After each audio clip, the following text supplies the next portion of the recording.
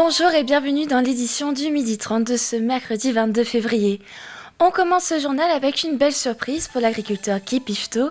L'association Les Potes au Feu, dont il est le président, a organisé vendredi dernier un repas festif au sein de sa ferme, puisqu'il a été retenu pour le Salon de l'Agriculture à Paris.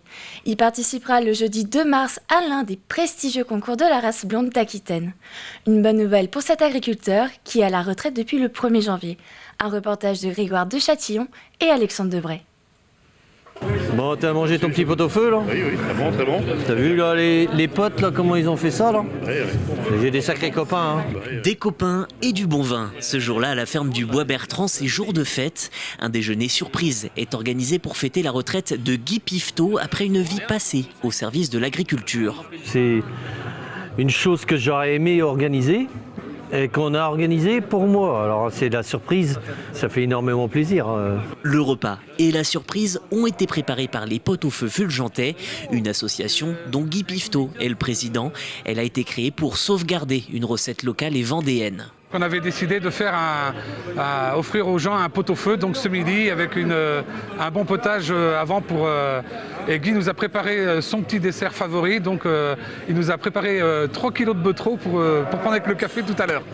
C'est très bon. Bon, j'ai la vache qui m'appelle moi. Mais non, mais tu vas y aller là-bas tout à l'heure, on va y aller là-bas avec toi. Un bonheur n'arrivant jamais seul, l'éleveur est sélectionné au Salon de l'Agriculture. Il participe pour sa dernière édition au concours Vache, suite de moins de 4 ans. Le but, avoir la plus belle vache et le plus beau veau. C'est l'une des plus prestigieuses épreuves de la race blonde d'Aquitaine.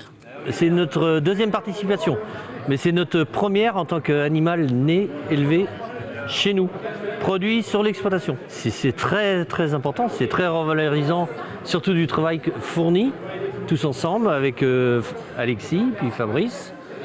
Et c'est gratifiant, c'est un peu la fierté d'éleveur, quoi. Une fierté. Les deux bovidés se rendent à Paris le 28 février pour se préparer tranquillement. Et Guy Pifto va concourir le 2 mars avant de raccrocher définitivement les bottes, mais peut-être pas le tablier. Et comme le veut la tradition, les nouveaux habitants des Sables d'Olonne reçoivent leurs plantes de bienvenue offertes et cultivées par la ville.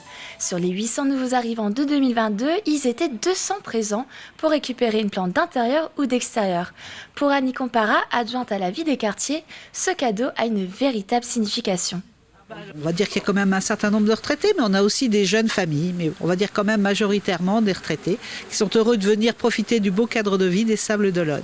Et justement, le fait de leur offrir une plante, c'est un peu une métaphore, puisqu'on leur propose de prendre racine aux Sables d'Olonne comme leur plante, voilà, dans notre belle ville des Sables. C'est une opération qui cadre aussi avec le désir de reverdir la ville, c'est-à-dire que ça se fait bien sûr au niveau de la ville en général, avec des parcs, etc. Mais c'est aussi une démarche qu'on encourage chez les particuliers, voilà, cultiver son petit bout de jardin.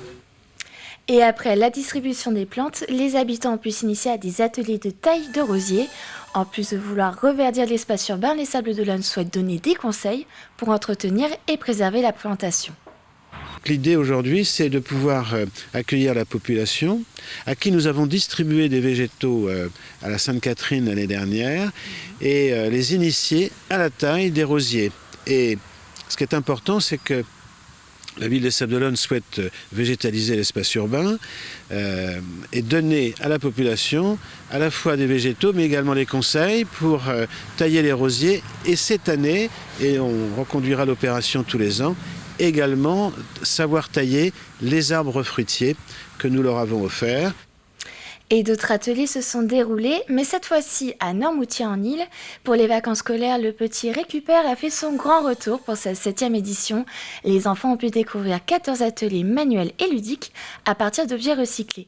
Un événement organisé par le service de prévention, gestion et valorisation des déchets pour sensibiliser les plus jeunes au développement durable. La rédaction s'est rendue sur place pour suivre ces ateliers zéro déchet. Des sacs créés à partir de vieux t-shirts ou des vinyles rayés en guise de vide-poche. Ici, on donne une seconde vie à ces objets à travers plusieurs ateliers créatifs. Théo, lui, a choisi de créer un bijou à partir de plastique recyclé. Un collier pour maman avec des bouteilles. Traditionnellement, nous, quand on a nos petits-enfants, on les emmène un petit peu partout pour les éveiller. Et là, profiter justement de pouvoir faire des objets plutôt sympathiques à travers tous ces déchets, je trouve que c'est intéressant. C'est une belle démarche. Cela fait 4 ans que cette créatrice participe à ces ateliers pour montrer aux enfants comment recycler des bouts de bouteilles ou de canettes. C'est du bonheur. Les enfants sont créatifs. J'essaie de les montrer les outils. Parfois, c'est un peu dur pour eux quand ils sont tout petits et de les faire choisir eux-mêmes ce qu'ils vont faire. À quelques mètres, un autre stand attire l'attention des familles. Ici, on crée une ceinture à partir d'un pneu de vélo. J'ai troué pour faire la taille. J'ai mesuré et j'ai découpé. Oui, je trouve ça bien, l'écologie. On avait adoré la dernière fois. Ça a bien occupé les enfants et le coût du recyclage est sympa. Moi, je récupère les chambres à air et là, je vois qu'on récupère les pneus. Je trouve ça génial. Depuis 5 ans, Elodie utilise ses talents de couturière pour retravailler la matière du pneu avec l'association Les Enjoliveurs. Pour elle, le réemploi est important et a du sens. Vu qu'il n'y a pas de recyclage autour du pneu de vélo, on avait envie de travailler ça et le travail de ceinture qui ressemble aussi à un travail de maroquinerie avait du sens pour moi et c'est utile, c'est durable et puis c'est pas courant de voir des ceintures en pneus de vélo. Voilà. À travers ces ateliers, l'île de Noirmoutier souhaite sensibiliser les plus jeunes à la transition écologique et au développement durable. On a la chance d'être dans un endroit magnifique, mais qui est fragile. Et donc c'est aussi les emmener vers la prise en conscience que c'est un territoire fragile, qu'il faut le préserver, parce que sur ce territoire, il y a des enjeux majeurs. Et donc c'est la prise de conscience de vraiment un écosystème d'écologie. Chaque année, les ateliers rencontrent du succès auprès des familles. L'année dernière, plus de 150 personnes ont participé aux différentes activités et animations. Et on se quitte sur ces très belles images de Laïna, une petite attelle au ventre blanc née le 28 décembre dernier au Nature Zoo de Mervan. Une bonne nouvelle pour cette espèce menacée et dont les naissances sont rares. On reviendra prochainement sur cette naissance. C'est la fin de ce journal. Merci de l'avoir suivi. Retrouvez votre prochaine édition à 18h.